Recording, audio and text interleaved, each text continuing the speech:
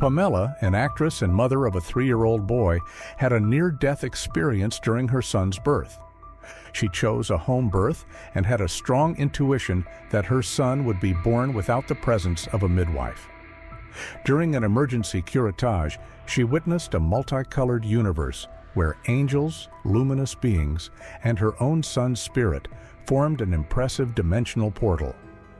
There, she heard the following message from her son's spirit. "Don't worry, you're going to be fine. I came here to heal you." The strength of her son's spirit over the situation was so great that it made him larger than all the other beings present. Hello, I'm Marcus, and it's a pleasure to have you here at Beyond the Life We Live. I hope you feel at home and absorb the lesson from the story we're about to share. By the way, leave a like and subscribe to the channel, as it's very important to us and helps bring more impactful stories to you.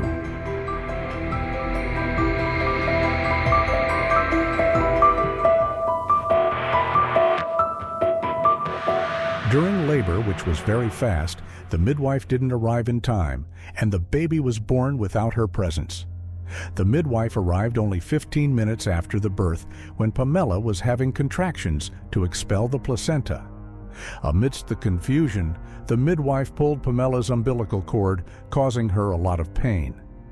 No one commented on this improper procedure because everyone was terrified by the situation. Then, the midwife took the baby from Pamella's arms to clean him, and at that moment, Pamella began to bleed intensely. Looking at a green curtain in front of her, she noticed it was starting to turn white, and silver spots appeared in her vision. That was when she felt her soul rising from her body as if she were levitating.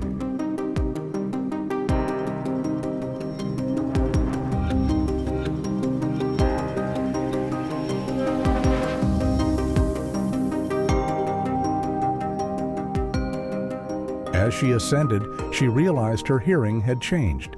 She could no longer hear the sounds of the room and began to feel extremely light without the weight of her body. Gradually, an immense peace and euphoria took over her as she entered a world she described as incredibly beautiful. When she realized what was happening, she heard her son crying in the distance and immediately began to plead. Let me go back. I need to go back. I can't leave my son like this. I have a son to take care of. At the same time, she could hear people around her calling. Pamella, come back, Pamella. Don't close your eyes, come back to us. As she kept begging to return, she felt her soul descending and her body becoming heavy again. Her vision, which had been completely white, began to show signs of returning. Those present later said that at that moment she turned very pale, vomited, and her eyes started rolling back as if she were having a seizure. Pamella came back, but she was still bleeding heavily and felt extremely exhausted.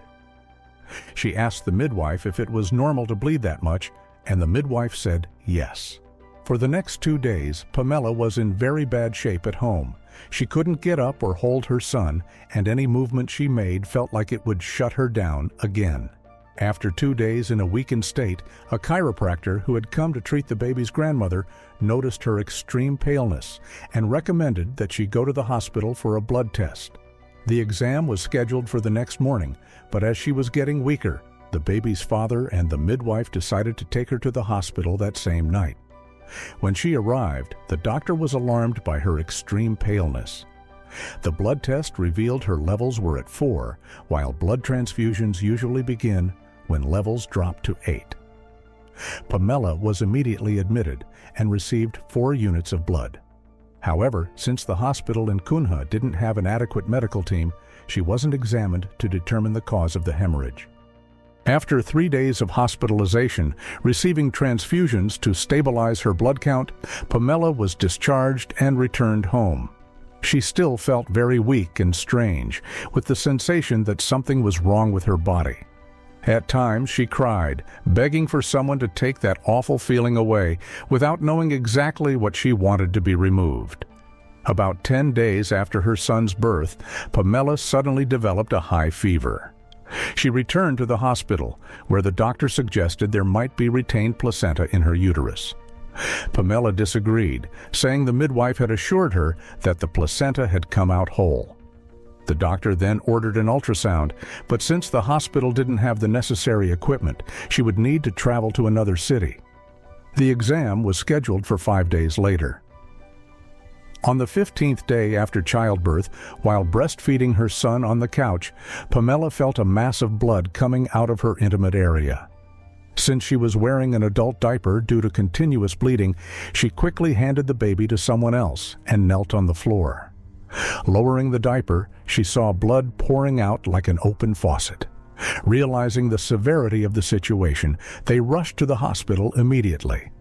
Pamella began to feel weak, bleeding uncontrollably.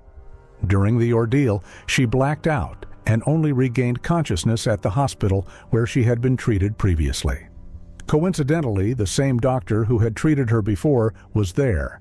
Seeing that the situation was out of control, she began monitoring Pamella's blood levels every 30 minutes, watching them drop continuously while administering hemoblock and oxytocin, one to preserve blood clots and control bleeding, and the other to stimulate uterine contractions and reduce postpartum hemorrhage.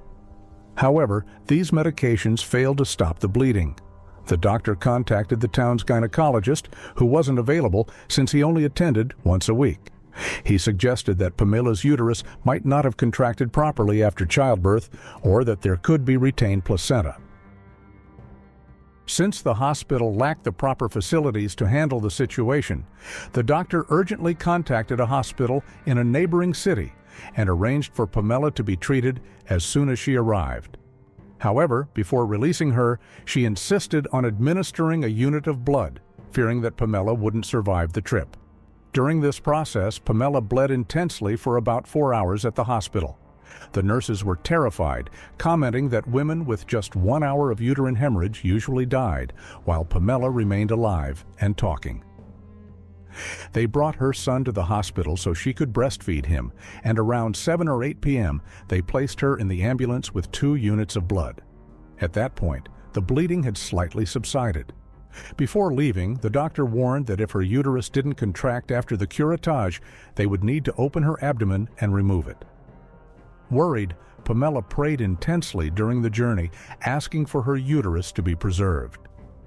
Upon arriving at the hospital, she was immediately taken to the gynecology department.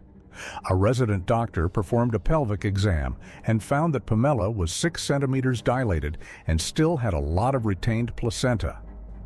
Unfortunately, the exam caused a new bleeding episode. The doctor suggested performing the curettage the next morning, but the resident insisted on doing it immediately, stating that Pamella couldn't wait until the next day. She then signed a consent form agreeing that if her uterus didn't contract, they would perform a cesarean to remove it, or that she might need to stay hospitalized due to a possible severe infection. In the operating room, after receiving anesthesia, Pamella looked at the ceiling and saw 2 very large lights. Suddenly, a portal opened above her. She entered a state of contemplation, amazed by what was happening. Everything was very colorful and beautiful. On one side, she saw a wall with men, and on the other, angels of various colors. In the middle, above her head, was the spirit she recognized as her son's, larger than all the other beings, as if overseeing the curettage and everything that was happening. Her son's spirit spoke to her. Don't worry, you're going to be fine. I came here to heal you. These words brought an immense peace and filled her with love. Her heart opened to a vast, unconditional love and a deep sense of forgiveness. At that moment, she thought of the midwife and could only emanate forgiveness towards her. During the procedure, she heard the doctor ask the resident if the uterus had contracted, and she replied that it had. Upon hearing this, the feeling of love in her heart multiplied. After the curettage, Pamella was taken out of the operating room feeling victorious, filled with love and forgiveness.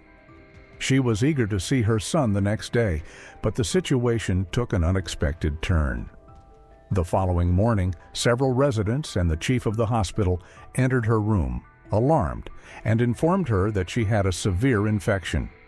Necrosis in her uterus had spread through her bloodstream, causing a systemic infection. She needed to be urgently hospitalized and was taken to the ICU. Due to the severity of the condition, the doctors did not allow her son to stay with her. She remained in the ICU for 5 days, receiving the most potent antibiotics available, and in total, underwent 8 blood transfusions. Her experience in the ICU was devastating. It felt as if a vital organ had been ripped from her body, and she cried uncontrollably. In this state, she tapped into a deep pain and began hearing the voices of mothers who had passed away and couldn't return to their children.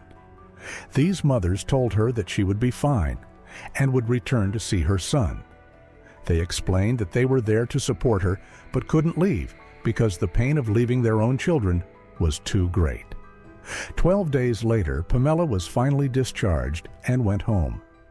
On the way, she felt a strange sensation that everything had been just a dream, as if nothing had really happened. Upon arriving and seeing her son, she noticed that he was terrified and desperate. In the following 3 months, the boy spent approximately 12 hours a day in her arms, refusing to leave her side. If anyone tried to take him away, he would become frantic. In the next 3 years, Pamella struggled to regain her strength and resume her life. The sense of victory she felt after the curettage gave way to a feeling of unworthiness for life. Only now is she starting to realize the opposite. She went through all of that and survived, able to watch her son grow. Without any psychological support, she fell into a deep depression. Through intense self-healing work over the years, she now recognizes the vital strength she gained from this experience. She feels she was given a second chance and is blossoming with inner strength, filled with gratitude for what she has lived.